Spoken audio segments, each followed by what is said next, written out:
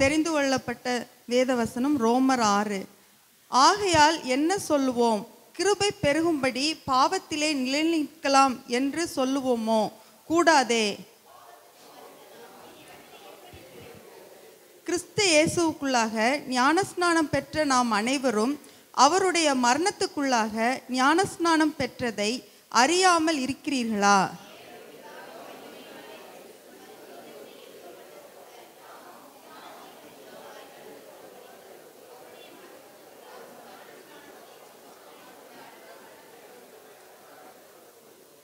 ஆதலால் அவருடைய மரணத்தின் சாயலில் நாம் இணைக்கப்பட்டவர்களானால் அவர் உயிர்த்தெழுதலின் சாயலிலும் இணைக்கப்பட்டிருப்போம்.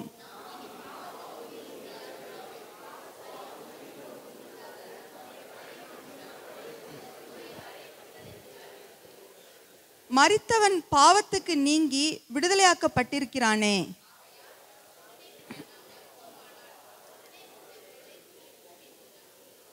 மரித்தோரிலிருந்து எழுந்த கிறிஸ்து இனி மரிப்பதில்லை என்று அறிந்திருக்கிறோம்.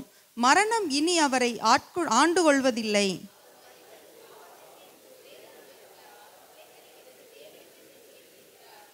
அப்படியே நீங்களும் உங்களை பாவத்துக்கு மரித்தவர்களாகவும் நம்முடைய கர்த்தராகிய இயேசு கிறிஸ்துவுக்குள் தேவனுக்கென்று பிழைத்திருக்கிறவர்களாகவும் எண்ணிக்கொள்ளுங்கள்.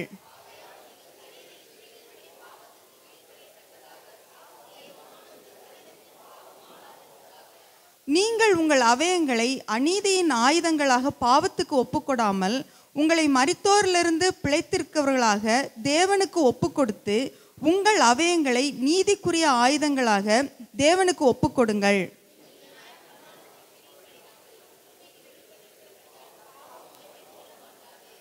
இதனால் என்ன? நாம் நியாயப்பிரமாணத்துக்கு கீழ்ப்பட்டிராமல் கிருபைக்கு கீழ்ப்பட்டிருக்கிறபடியால் பாவம் செய்யலாமோ? கூடாதே.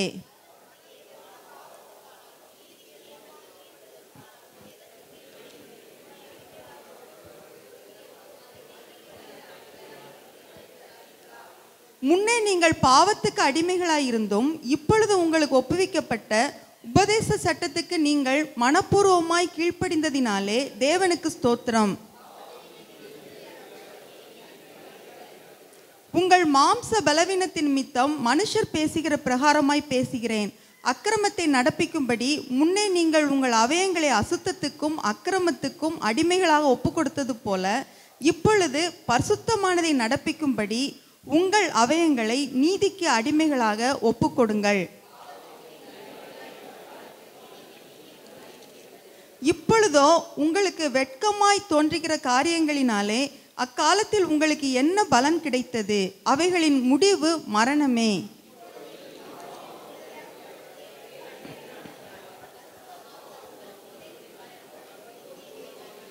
அனைவரும் சேர்ந்து வாசிப்போம். பாவத்தின் சம்பளம் மரணம், தேவனுடைய கிருபை வரமோ நம்முடைய கர்த்தராகிய இயேசு கிறிஸ்துவினால் உண்டான நித்திய ஜீவன். ஆமென்.